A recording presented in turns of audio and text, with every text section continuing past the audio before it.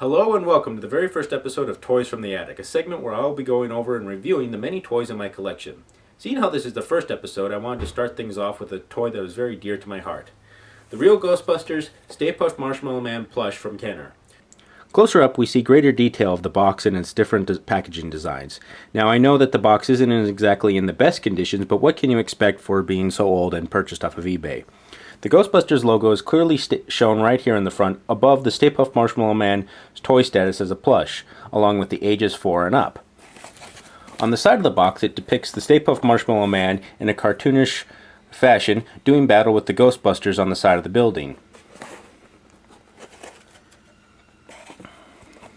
A young female Ghostbuster is shown giving her Stay Puft Marshmallow Man a hug. It's nice to see that Ghostbusters is a general neutral company. It also shows on the back of the box how the Stay Puft Marshmallow Man is big enough to actually play with your actual Ghostbusters action figures. As well as if you expose his eyes, his eyes are able to glow in the dark. You also get a scene of the different Slimer plush that came out, which also doubled as a hand puppet. So, with those reviews over, let's open this bad boy up and take a closer look at him outside of his box.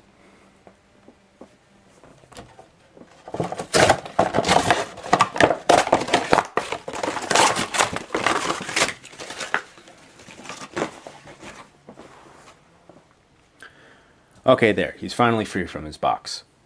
As advertised, he is quite huggable and soft. As far as articulation goes, well, he has just about as much articulation as any other plush animal on the market today. His tunic is a nice little piece of fabric that actually is sewn onto his body and matches the actual look of the real Stay Puft Marshmallow Man on the show, in movies. His hat is another little soft feature that sometimes can be misshapen, but is easily fixable and is also sewn onto his head.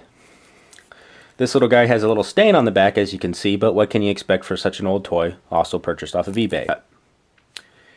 His eyes and mouth are also made of a nice hard plastic, which can also glow in the dark if exposed to light. As well as there's a little Ghostbusters logo sewn onto his butt, which is made of the similar plastic and will also glow in the dark if exposed to light as well. The instructions on his back will give you instructions on how to properly clean and maintain this little lovable guy for years to come. Now, for any of you who thought that I actually opened the box of the original, this is the second one I actually happen to own. The box of the original is clearly right here.